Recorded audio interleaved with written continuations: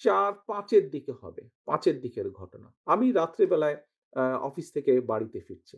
আমি নিজেই গাড়ি চালাচ্ছিলাম। নিজেই গাড়ি চালাচ্ছিলাম। ক্যান্টনমেন্টের কাছাকাছি যখন বাসায় পৌঁছেছি, ক্যান্টনমেন্টে তোমাদের হয়তো অনেকের ধারণা আছে, আ শহীদ আনোয়ার উচ্চ বালিকা বিদ্যালয় একটি আছে, স্কুল আছে। সেই স্কুলের পরেই আমাদের যে বাসাটি ছিল সেই স্কুলের পরে। তো ঐখানে একটি চৌরাস্তার মতন ছিল তখন, এখন আছে কিনা আমি জানি না। একটি চৌরাস্তার মতন ছিল। সেখানে একটি ট্রাফিক সিগন্যাল ছিল। তো লাল বাতির কারণে আমি ওখানে দাঁড়িয়েছি। তো আমি গাড়ির জানলাটা আমার নামানো ছিল। তো আমি যেহেতু সোজা যাবো ওইজন্য আমি লেফট লেনে দাঁড়িয়ে আছি। আর ওইদিকে বনানী রেল চেকপোস্ট দিয়ে বেরিয়ে যায় রাস্তাটি আছে। তো আমার পাশে একটি মিশুক দাঁড়ালো এসে।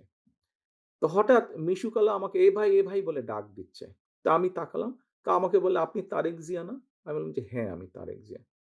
তো বলল, "ভাই আপনারা এই যে বিভিন্ন বাহিনী সৃষ্টি করেছেন এর মাধ্যমে আমরা অনেক শান্তিতে আছি।" আমরা "কেন কিভাবে?"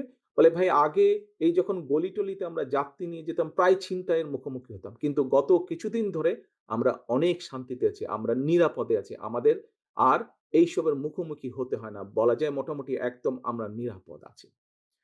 প্রিয় সহকর্মীবৃন্দ, এই ঘটনাটি আমি এইজন্য বললাম তোমাদের সকলের সামনে যে এই ঘটনাটি অনেকগুলো ঘটনার মধ্যে একটি।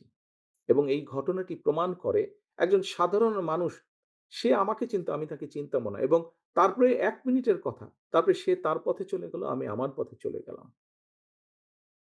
এই ঘটনাটি প্রমাণ করে যে বাংলাদেশের মানুষের শান্তি শৃঙ্খলা, আইন শৃঙ্খলা যদি ফিরিয়ে আনতে হয়, সেটিও বিএনপির পক্ষেই করা সম্ভব।